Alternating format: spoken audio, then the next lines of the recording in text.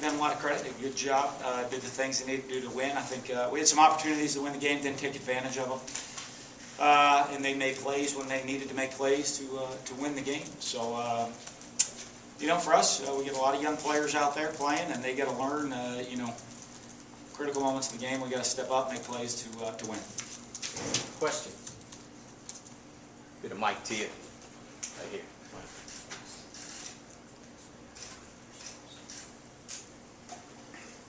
Dan, you started Nick and then kind of let Damian finish. What was the decision process with that?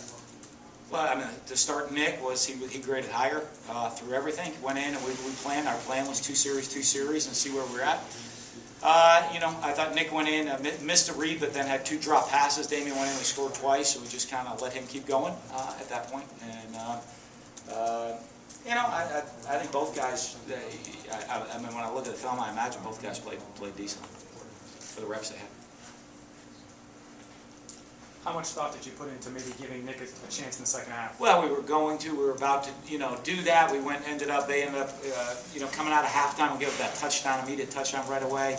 You know, Damian was moving the offense. We decided to go with him, and you know, I just think we were able to move the ball some, so I didn't want to mess up our rhythm that we had there offensively. Did you say anything to Weston before you went out to go for that last field goal? No. I mean, we got a lot of confidence in him. I mean, saw the kicks he was making. Made some great kicks. I think everybody knew we had confidence in him to go make the kick, and you know, just push it a little bit. Was that what you were hoping for that last drive, as far as to move it down into field goal range? Well, yeah. I mean, we got on the sidelines. You practice those situations. You look. You had 50. I think we had 58 seconds left with 3 timeouts. We needed to get the ball. You know, our goal was to get the ball to the 25. You know, and you know, where you feel comfortable, where we expect to make it, we get it down to the 12-yard line, 11, 12-yard line, and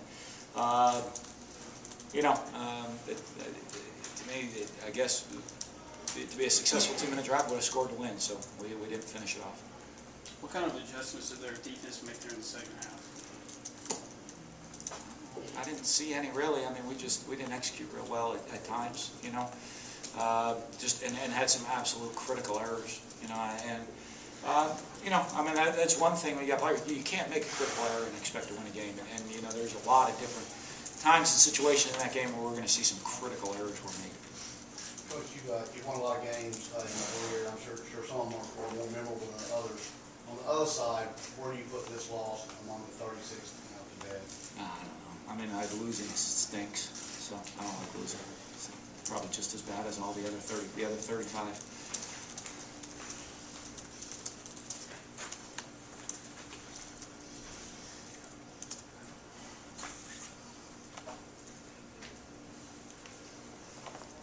What was the message to the team in the locker room afterwards?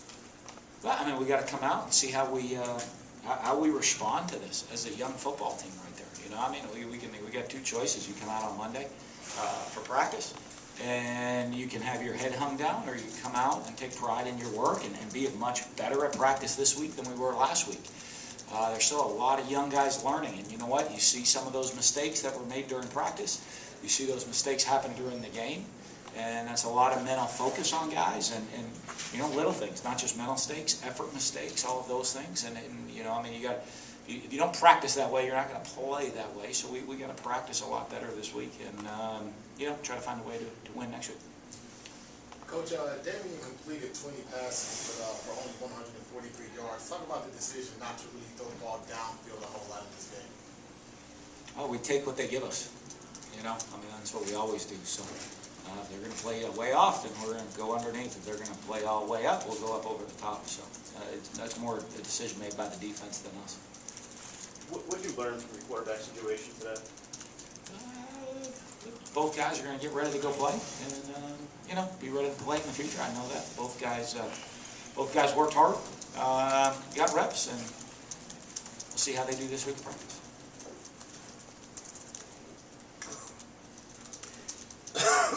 You lost 2 of your top corners. How did you kind of assess the young guys that haven't had a ton of experience against South Alabama's? Well, we're going to have to go watch the film, see how they fared. You know what I mean? And I mean, obviously, gave up 285 yards passing, which is a lot.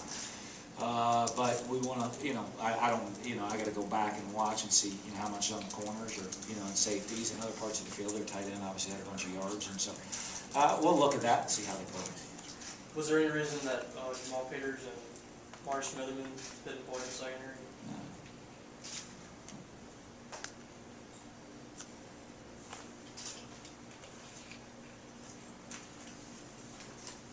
Coach, other than the missed field goals, special teams, you guys did pretty well. Had 3 punts down inside the 20. Just talk about this play of the special teams.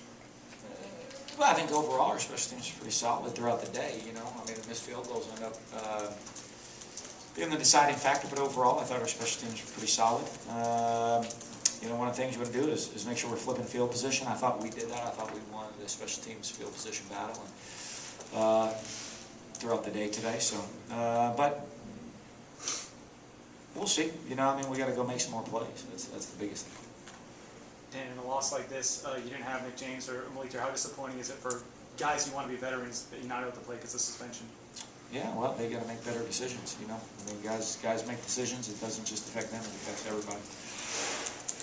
Do you feel like, is this a wake-up call for you guys? I don't know. We're a young football team. I don't know if it's a wake-up call. You gotta play great if you want to win a Division I football game. It's just that simple. 50% of the teams this week are not going to win, and so I don't think it's a wake-up call. I think it's just a learning experience for our guys, where they are, how they have to prepare to go get ready. Hey, you talk about your young receivers, Nixon and Thomas, especially where they play early. Yeah, we had to get those guys in the game. We're really young at that position. It's good to see them go out there. I think,